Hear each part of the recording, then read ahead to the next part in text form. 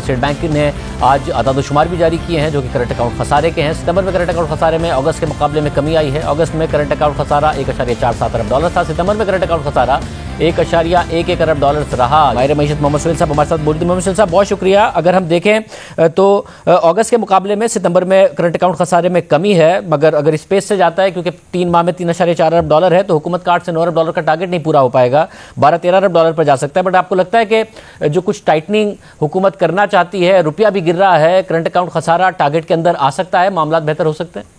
लेकिन जो नंबर है ये तो इन लाइन विद एक्सपेक्टेशन है। तवक्कुआत यही थी क्योंकि इंपोर्ट एक्सपोर्ट के नंबर रिलीज हो चुके हैं, रेमिटेंस के और दूसरे नंबर्स भी आ गए हैं, तो अंदाजा लगाना आसान था कि ये 1.25 बिलियन डॉलर के करीब होगा। मगर के मुताबिक मगर सस्टेनेबल नहीं है। और अगर इस तरह चलता रहा तो अगर आप देखें 3.4 को एडजस्ट करें, एनुअलाइज करें तो 14 बिलियन डॉलर बनता है, जो मेरे ख्याल में पाकिस्तान के जो हालात हैं फॉरेन एक्सचेंज रिजर्व्स के और जो डेट रीपेमेंट्स करनी है उसके हिसाब से तो ये बहुत ही ज़्यादा नंबर है।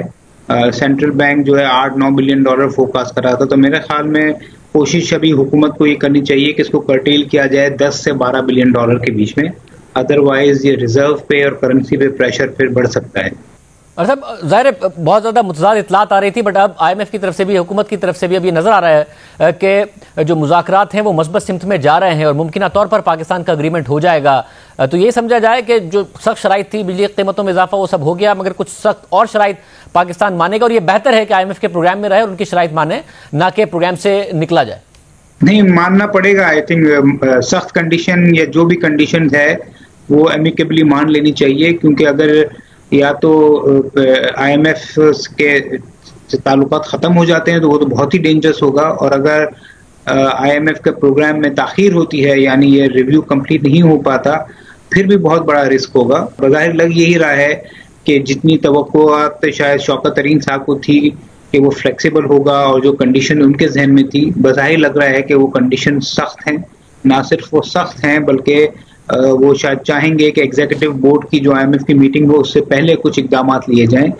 तो अगर ये मुज़ाकरात कामयाब हो भी गए तो अगले 8-10 दिन में हम देखेंगे कि मजीद फिस्कल और मॉनिटरी स्टेप्स लिए जाएंगे ताकि ये जो इम्पोर्ट है या जो करंट अकाउंट है उसको कर्टेल किया जाए। मगर अमेरिका जाने के बाद भी शौकत तरीन साहब ने कहा कि 5% का जो ग्रोथ टारगेट है वो हम अचीव करेंगे, मगर अगर IMF की सख्त कंडीशंस होती हैं, महंगाई का कहा जा रहा है कि 12% पर जा सकती है, इंटरेस्ट रेट्स पर पहले ही प्रेशर है, इंपोर्ट्स कम करना भी हुकूमत चाहती है, तो अगर ये टाइटनिंग होती है उसके बाद आपको लगता है 5% पाकिस्तान ग्रो कर पाएगा इस साल में?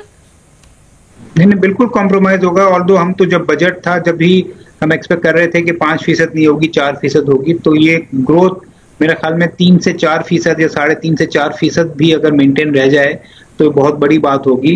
और आपकी इतला के लिए मैं बता दूं कि इंटरेस्ट रेट तो वैसे ही बढ़ गए हैं। अगर सेंट्रल बैंक ने सिर्फ 25 बेसिस पॉइंट बढ़ाए हैं, मगर आप मनी मार्केट में देखें तो काइबोर और टी-बिल रेट और PIB तो 1-1.5% बढ़ गया है। 10 साल का बॉन्ड जो है वो 11% तक चला गया है।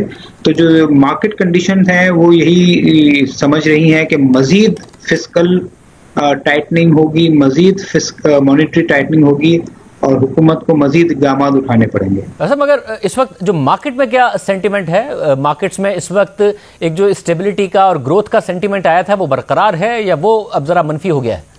देखिए, अगर मार्केट्स का आप तजिया करें तो सेंटिमेंट्स चेंज हो चुका है, चाहे वो स्टॉक मार्केट हो या मनी मार्केट हो या करेंसी मार्केट हो।